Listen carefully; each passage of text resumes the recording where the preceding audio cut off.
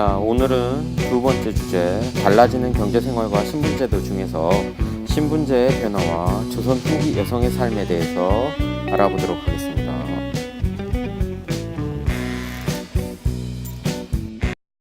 자, 1학기 내용을 확인하고 넘어갑시다.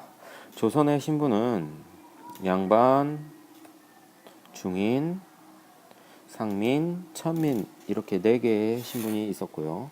신분에 따라서 일의 종류와 대우가 달라졌다는 것을 알 수 있었습니다.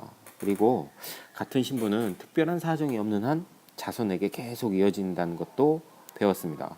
그러니까 양반은 계속 양반, 천민은 계속 천민이 되는 거죠.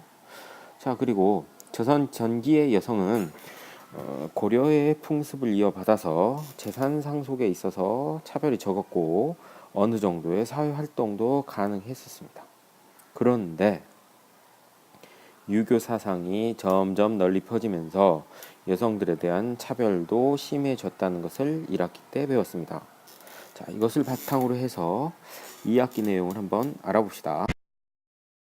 일단 임진왜란과 병자호란 이후에 신분제에는 어떤 변화가 있었는가? 첫 번째, 공명첩입니다. 이 공명첩은 나라에서 쓸 돈을 얻기 위해서 벼슬을 파는 것을 말합니다. 그리고 이 공명첩은 그것을 증명하는 문서이고요. 자, 공명첩 어떻게 생겼냐면 이렇게 생겼습니다. 자, 그 공명첩의 내용 중에 이 부분, 이 네모난 부분, 이 부분은 바로 사람의 이름을 적어 넣는 부분이죠. 그런데 이 공명첩은 왜 팔았냐? 아까도 얘기했듯이 나라의 세금이 부족했기 때문에, 나라 돈이 부족했기 때문에 그냥 돈 많은 백성들에게 벼슬을 판 겁니다. 근데 이 백성들이 이 공명첩을 산다는 얘기는 다른 말로 하자면 벼슬을 한다는 얘기입니다. 그런데 벼슬을 한다는 얘기는 또 다른 말로 고쳐본다면 양반이 된다는 소리죠. 왜냐하면 조선시대는 양반만이 벼슬을 할 수 있었으니까요. 자, 이렇게 해서 부유한 백성들이 양반이 될 수 있는 길이 열리게 됩니다. 그리고 첫 번째 주제에서 배웠던 것처럼 서얼들이 벼슬길에 오를 수 있게 되었습니다. 이것이 조선 후기의 신분제의 변화 첫 번째입니다. 두 번째로 보자면 이 공명첩을 팔지 않더라도 이제 상민들은 돈으로 양반의 신분을 살 수 있게 되었습니다. 한마디로 양반 집안의 족보를 사가지고 자기 이름을 그 족보 안에 딱 끼워 넣는 거죠. 그래서 원래 조선 전기에는 성이 없는 백성이 많았는데 조선 후기가 되면 성이 있는 백성의 수가 급격하게 늘어납니다.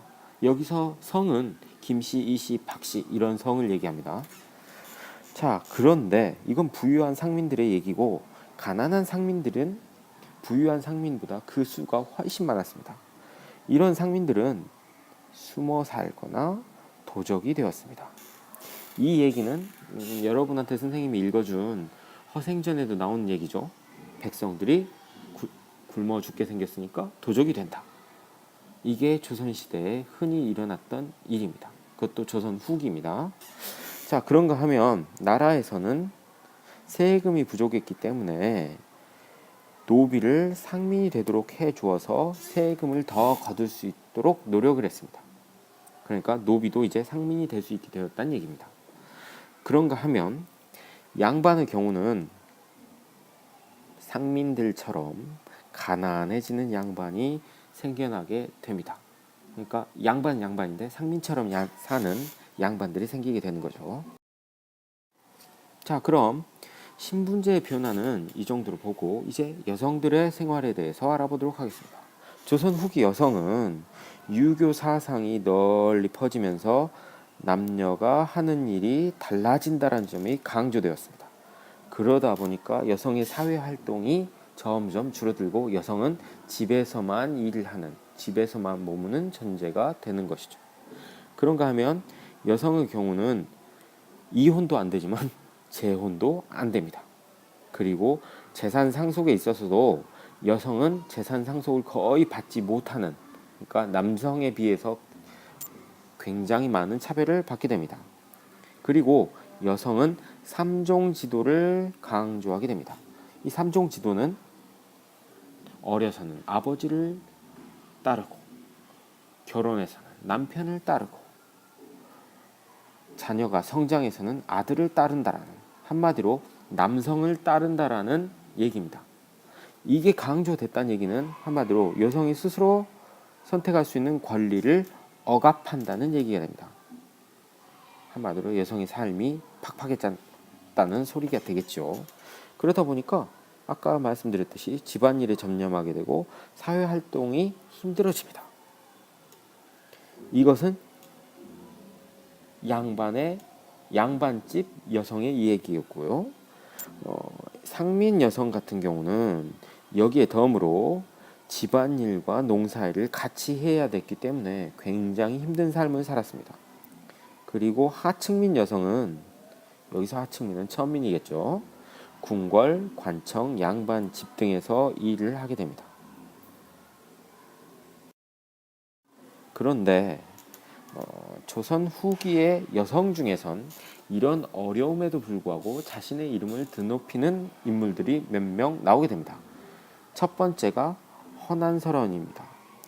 허균의 누나입니다. 허균 잘 모르겠죠?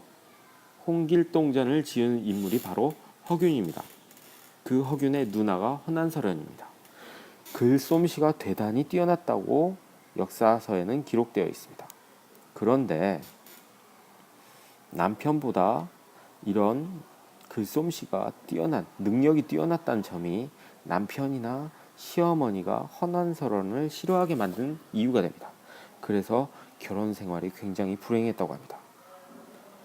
그러다가 보니까 마음의 병을 얻어서 젊은 나이에 세상을 떠나게 됩니다. 자, 허난설원은 이분입니다. 자, 보이죠? 자, 글솜씨가 뛰어났고, 그러다 보니까 그 당시 조선 사회에서는 굉장히 이 여자에 대해서 싫어하는 분위기가 많았다. 하지만 그래도 워낙에 재능이 뛰어나기 때문에 역사서에도 기록이 되어 있다. 자, 그 다음 김만덕입니다. 김만덕은 이분입니다. 이분. 자, 김만덕 교과서에도 나옵니다. 자, 이분은 상민 집안 출신인데 어려서 부모를 잃었습니다. 그래서 기생집에서 자라게 되는데요. 조선시대의 기생은 천민에 속합니다. 그러니까 김만덕이라는 인물은 상민이었다, 천민이었다, 이렇게 되는 거죠. 한마디로 양반집 사람이 아닙니다. 그런데 나중에 상인으로 성공하게 되고 이 이후에 제주도에 굉장히 큰 흉년이 들어서 제주도 사람들이 거의 다 굶어 죽게 되었을 때 자신의 재산을 털어가지고 제주도민들을 도와줍니다. 이 일이 굉장히 널리 알려지게 되고 이 김만덕은 정조와 만나게 됩니다.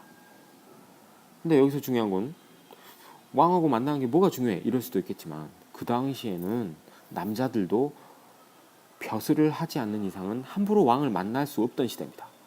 그런데 이렇게 상민과 천민을 왔다 갔다 하던 여자가 왕과 만났다. 이것은 굉장히 큰 일이었던 것이죠. 그만큼 나라에서도 김만덕의 공을 인정했다는 얘기가 되겠습니다. 이렇게 조선 후기의 여성의 삶은 어려웠지만 그 한편에선 자신의 재능을 드러내거나 자신의 능력을 이용해서 여러 사람을 돕는 인물들도 있었다는 것을 알 수 있습니다. 자, 오늘 공부한 내용 정리해 보겠습니다. 일단 나라에서 공명첩을 팔았습니다. 나라에서 돈을 구하기 위한 조치였죠. 이것 때문에 일반 백성들도 양반이 될 기회를 갖게 됩니다. 그리고 서얼들도 배수를 할 수 있게 되고요. 공명첩을 팔지 않게 된 나중에도 부유한 상민들은 양반 족보를 사서 양반이 되기도 했습니다. 하지만 가난한 상민들은 도망치거나 도적이 될 수밖에 없는 게 조선 후기의 모습이었습니다. 그런가 하면 노비를 상민이 되게 해주기도 했고 가난한 양반이 생겨나기도 했습니다. 그리고 조선 전기에 비해서 조선 후기에는 여성의 지위가 낮아지고 여성의 삶이 대단히 억압받게 되었습니다. 하지만 호난설원이나 김만덕 같이 자신의 재능을 드러내거나 자신의 능력을 이용해서 여러 사람을 도와주는 이러한 인물들도 나타나게 된다는 것을 지금까지 배웠습니다. 지금까지 들어주시느라 수고 많으셨고요. 자, 이 동영상 보고 나서 사회책 19쪽에서 22쪽까지 그리고 사회과 탐구 14에서 16쪽까지 다시 한번 읽어보고 중요한 단어를 표시해 주시기 바랍니다. 질문도 적어주면 좋겠죠. 그리고 모르는 단어는 꼭 찾아서 교과서에 적어놓기 바랍니다. 단어 뜻까지 전가하시죠. 자, 여기까지 수고하셨습니다.